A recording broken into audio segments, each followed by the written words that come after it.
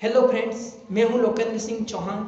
आज हम न किसी ट्रिक्स की बात करेंगे, ना ही हम किसी टॉपिक की बात करेंगे। हम आज जनरल टॉपिक पे बात करेंगे। मीन्स हम एग्ज़ाम की दृष्टि से हमको क्या करना चाहिए कि हम एग्ज़ाम में पास हो जाएं, या एग्ज़ाम में ऐसी कौन सी चीज़ें अपनाएं जो हमको परीक्षा की दृष्टि से थोड़ा सा हमको सहायता मिल सके, उसके बारे में बात करूंगा। मैं एक एक चीज़ को लूँगा, ज़्यादा टाइम नहीं लूँगा। मैं वीडियो में 5 से 7 मिनट होंगे। उसके अगर वो 5 से 7 मिनट आप गहराई से अपने जीवन में उतारते हैं, मैं श्योर हूँ कि आपको कई हद तक आपको परीक्षा में हेल्प मिलेगी। अगर आप बिलीव नहीं करते हैं तो आप उस चीज़ को अपने जीवन में 5 से 10 दिन तक उतार कर देखना।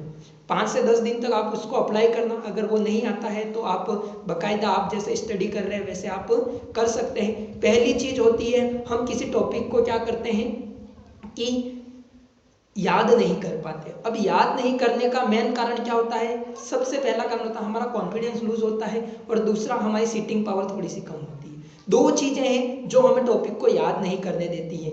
और एक इंपॉर्टेंट चीज मैं बताने जा रहा हूँ, परीक्षा में किसी भी एग्जाम में, चाहे हम स्कूल टाइप के एग्जाम की बात कर रहे हैं या कंपटीशन के एग्जाम की बात कर रहे हैं या कॉलेज की बात कर रहे हैं, हमारे लिए दो चीजें इंपॉर्टेंट है। पहला है, किसी टॉपिक को आप समझ लो। अगर वो टॉपिक नहीं समझ में आ रहा है तो रट लो, पर आप दूसरे ऑप्शन में थोड़ा कम ही जाए, क्योंकि मैं खुद पहला ऑप्शन ही प्रीफर करता हूं कि पहला ऑप्शन हमारे लिए ज़्यादा इंपॉर्टेंट है। हम पहले ऑप्शन पे ही जाए, ज़्यादा से ज़्यादा समझने की कोशिश करें। पर वो नहीं हो पा रहा है तो हम किसी हमारे टीचर से समझने की कोशिश करें, नहीं हो रहा उसके बाद भी हम क्या करें, फिर तो रट ले। क्योंकि हम किसी टॉपिक को छोड़ नहीं सकते हैं कि ये तो परीक्षा में नहीं आएगा, इसको हम छोड़ देते हैं, हमारे लिए ये काम का नहीं है। ऐसा कुछ भी नहीं है। सिलेबस में दिया है मतलब वहां से प्रश्न आ सकता है। हम तैयार रहेंगे हर प्रश्न के लिए, तो हमारा काम का है। दूसरा, याद करने के लिए हम क्या करें, हमारा कॉन्फिडेंस को बढ़ाएं। कॉन्फिडेंस बढ़ाने के लिए कुछ अलग अलग तरीके, उसके मैं बात करता हूँ। फर्स्ट और सबसे इंपॉर्टेंट तरीका है, हम क्या करें कि हमारे छोटे छोटे लक्ष्य बनाएं।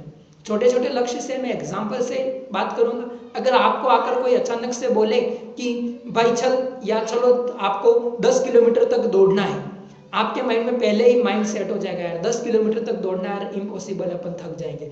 पर वही बंदा अगर आपको यूं बोले कि चल यहाँ से आधा किलोमीटर तक अपने दोनों को दौड़ कर जाना है, तो अपन इजीली से वहां चले जाते हैं। आधा किलोमीटर कोई बड़ी बात नहीं है। और जब हम पहली चीज को पार कर गए, पहली स्टेज को पार कर, अगर हमें वहां पर इंटरेस्ट आने लग गया है तो फिर हम थोड़ा थोड़ा करके 10 किलोमीटर तक पहुंच जाएंगे। उसी तरह आप किताब में भी करें। आप अचानक से नई गाइड ले आए हैं या नए दोस्तों से नोट्स ले आए हैं, आप क्या करोगे, नोट्स ला रहे, किताब देखिए, यार इतनी मोटी किताब कब याद होगी।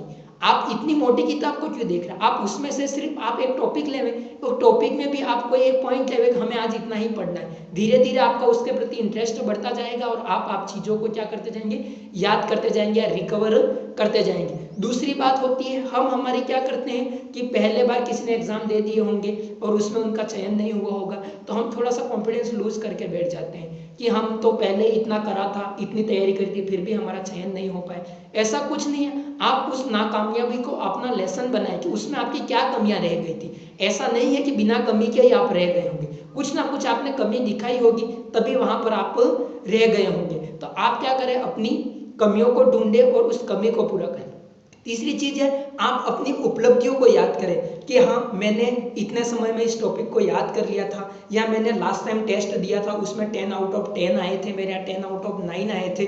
तो ऐसी ऐसी छोटी छोटी उपलब्धियों को याद करें, जिससे कि आपका कॉन्फिडेंस लेवल बढ़ता है और आपको पढ़ने के प्रति रुचि भी बढ़ती है, उस टॉपिक के प्रति आपका इंटरेस्ट ज्यादा जाग जाता है। पहला चीज आप ये कर सकते हैं याद रखने के लिए। दूसरी चीजें होती हैं, हम पढ़ते सब कुछ, अब दूसरी बात करते हैं, पढ़ते सब कुछ है, और दूसरी बात पढ़ लिया जाता, हम अपने आप को मीन्स कहाँ तक गए हैं उसकी जानकारी नहीं ले पाते हैं। बहुत सारी ऑनलाइन टेस्ट सीरीजें होती हैं, आप उन टेस्ट सीरीजों को दें, या मैंने इससे पहले वीडियो में बताया है कि हम अपने खुद का आकलन किस प्रकार से टेस्ट ले सकते हैं। आपको डिस्क्रिप्शन में लिंक मिल जाएगी, आप उस वीडियो को भी देख सकते हैं। तो हम किस प्रकार से अध्ययन करें उसका, पर मैं थोड़ा सा और समझा देता हूँ, हम कैसे याद करें या हम कैसे किसी टॉपिक को समझें।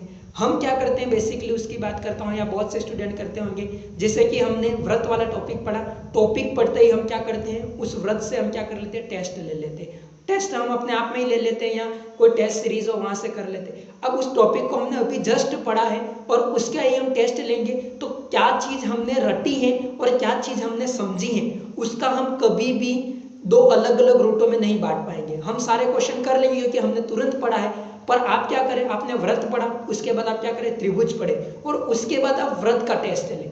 बीच में एक टॉपिक आ गया, एक गैप आ गया, पर क्या है, आपकी कंटिन्यूसली बढ़ी हुई है कि पढ़ी है, कि हमने क्या करा है कि पढ़ाई तो हम कर ही रहे हैं, अब हम व्रत से टेस्ट लें। अब हम क्या करेंगे, जो चीज़ें हमने रटी है ना, वो चीज़ें हम त्रिभुज वाले टॉपिक पढ़ते टाइम हम थोड़ा सा भूल गए होंगे या हमारे माइंड से फिसल गई होंगी, पर जो चीज़ें हमने समझी हैं उस रिलेटेड प्रश्न हमारा कभी गलत नहीं होगा। तो आप क्या करें, टेस्ट इस तरह से लें, जिस टॉपिक को आपने पढ़ा है उसके बाद दूसरा टॉपिक पढ़े, उससे पहले टेस्ट का टॉपिक लें। आप जैसे कि त्रिभुज वाले टॉपिक में आपके 118 क्वेश्चन है, तो कम से कम आपके टेस्ट सीरीज में 30 से 40 क्वेश्चन तो होने चाहिए, हर टाइप के एक एक क्वेश्चन होने चाहिए, ताकि क्या है कि आपका सारा रिकवर हो जाए। ऐसा नहीं कि आपने पहले 20 क्वेश्चन सॉल्व कर लिए, पीछे के 100 क्वेश्चन तो हमारे मतलब ही नहीं रहा, ऐसा नहीं चलेगा।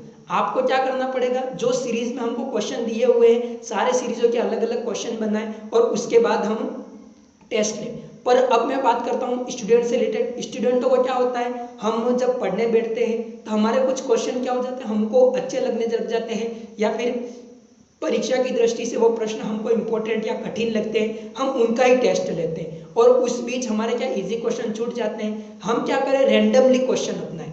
अब रैंडमली क्वेश्चन कैसे अपनाएं, तो हम क्या करें, जैसे कि मैं त्रिभुज वाले टॉपिक की बात करूंगा, त्रिभुज वाला टॉपिक लिया, उसमें हमारे मान लेते 118 क्वेश्चन है। हम क्या करेंगे, एक कोरा कागज लें और उस पर किताब को बंद रखें और हम कुछ नंबरिंग कर लें, नंबर की, जैसे कि 1 नंबर डाल दिया, फिर 7 नंबर डाल दिया, फिर 13 नंबर डाल दिया, फिर 22 नंबर डाल दिया, 35 नंबर डाल दिया, 54 नंबर डाल दिया, 62 नंबर डाल दिया, 75 नंबर डाल दिया, 85वां डाल दिया, 100वां डाल दिया, 111वां डाल दिया, 118वां डाल दिया।